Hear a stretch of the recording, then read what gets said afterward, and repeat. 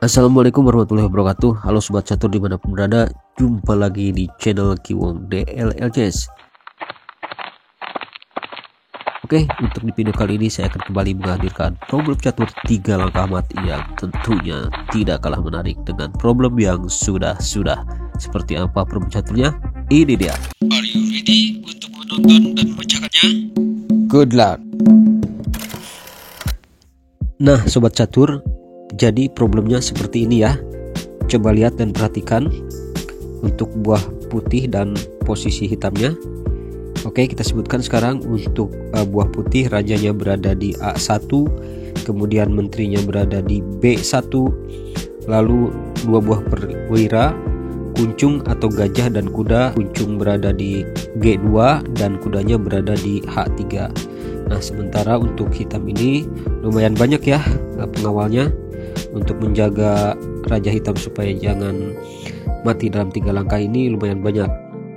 Untuk posisi raja hitam berada di E1, kemudian gajahnya berada di D1, lalu kuda ya yang di sana tuh berada di C8 dan 4 buah pion masing-masing berada di G7, kemudian F5, E2 dan D2. Nah teman-teman silahkan pikirkan baik-baik ya, hati-hati jangan sampai salah melangkah dan harus benar-benar cermat ini, karena problem ini menurut saya termasuk sulit ya, banyak halangannya dan banyak yang harus dilihat kemana arahnya. Jika sobat catur ingin memecahkannya sendiri, ingin mencari solusi sendiri ya dengan sendiri, sekedar untuk mengetes atau menguji kemampuan catur Anda, silahkan pause dulu video ini ya, biar teman-teman juga tahu sampai di mana dan seberapa lama bisa memecahkan problem catur ini. Nanti kalau memang tidak bisa dan susah ya ibaratnya ya silahkan terserah ya, Anda silahkan melihat kunci jawaban dan solusinya di akhir video. Oke teman-teman, silahkan.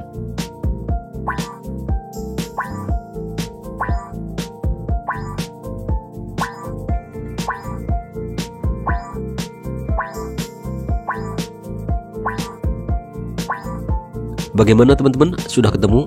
Kalau sudah, saya mengucapkan selamat ya, Anda hebat dan bagus itu pemikirannya. Kalau belum, nggak usah khawatir karena di akhir video akan ada jawaban dan solusinya. Oke, sebelum kita membongkar kuncinya, membuka solusinya, kita lihat dulu sedikit analisa ini. Nanti kalau teman-teman masih penasaran silahkan lanjutkan saja. Baiklah, kita coba dianalisa ini. Sebagai langkah pertama, menteri memakan pion yang berada di F5 dengan tujuan melakukan sekak ke F2. Nah, di sini tentunya langkah terbaik hitam adalah melangkahkan gajah D1 ya, kemana saja untuk memberi jalan untuk kabur raja hitam dan meloloskan diri.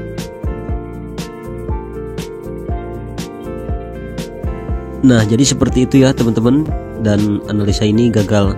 Oke teman-teman, saya rasa udah cukup untuk analisanya, sedikit saja. Dan kalau masih penasaran silahkan teman-teman buka aja papan caturnya dan lihat lagi gimana secara analisa apakah masih ada yang mati atau tidak dengan cara lain. Oke teman-teman, sekarang mari kita lihat kunci jawaban dari problem catur 3 langkah mati ini. Silakan.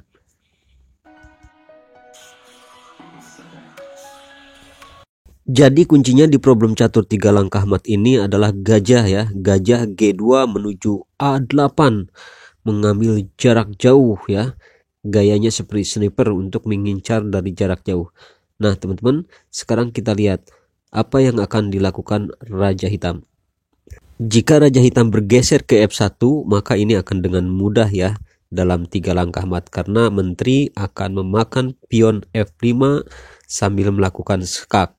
Nah raja mau tidak mau ini akan bergeser balik lagi ke E1 karena untuk F2 dan G1 jalannya sudah diblokir oleh kuda. Dan akhirnya menteri melakukan skakmat di langkah ketiga ke F2. Nah jadi seperti itu ya teman-teman ya, kalau raja bergeser ke F1. Oke, sekarang kita kembali ke posisi di mana putih sudah melangkah pertama, yaitu gajah ke A8, dan sekarang giliran hitam, langkah yang terbaiknya ke mana? Jadi langkah terbaik hitam adalah menjalankan kuda loncat ke D6. Ini untuk mengantisipasi supaya menteri jangan sampai dia berpindah ya, mengincar posisi skakmat di B7 sekaligus kuda juga mengawal pion yang berada di F5. Tapi menteri juga tidak kalah politik, tidak kalah cerdik ya. Ketika kuda mengantisipasi seperti itu, maka jalannya putih berubah arah. Akhirnya dia menempatkan diri ke B6. Nah, di sini setelah di langkah kedua menteri, hitam sudah tidak ada obatnya teman-teman ya. Baik kuda, pion maupun gajah yang akan memberikan jalan, tetap menteri akan melakukan sekak ke G1. Coba lihat. Nah, seperti itu. Baiklah sobat catur, sekarang mari kita lihat solusi yang kedua.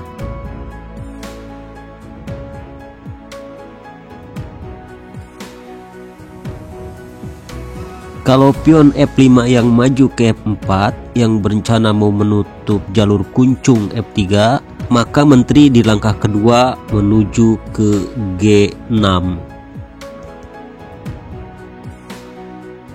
Dan hitam pun sudah tidak berkutik dan tak berdaya ya, menjalankan apa saja tetap akan disekakmat oleh menteri ke G1.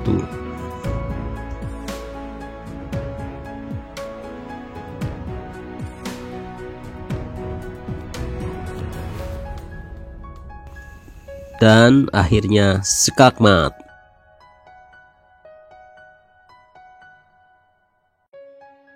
Oke, solusi yang kedua sudah selesai dan sekarang mari kita lihat solusi yang ketiga.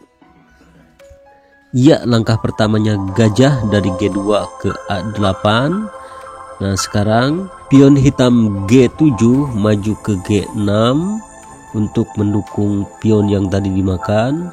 Nah, sekarang kita lihat putih akan bergerak kemana. Nah, dan ternyata putih bergeraknya ke B7 ya teman-teman.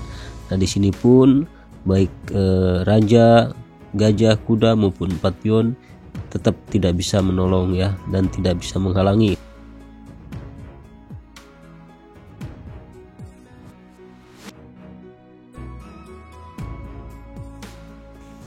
Dan akhirnya di solusi yang ketiga ini ya, skakmat ke H1. Nah, seperti itu ya. Oke, berikutnya kita lanjut ke solusi yang keempat.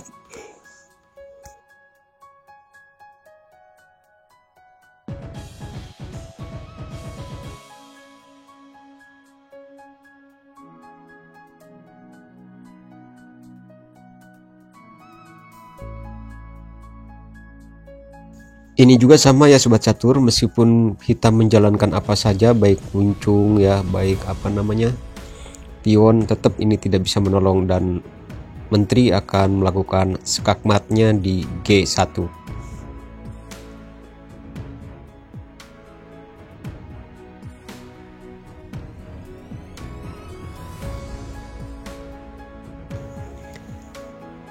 Nah, jadi seperti itu ya teman-teman ya.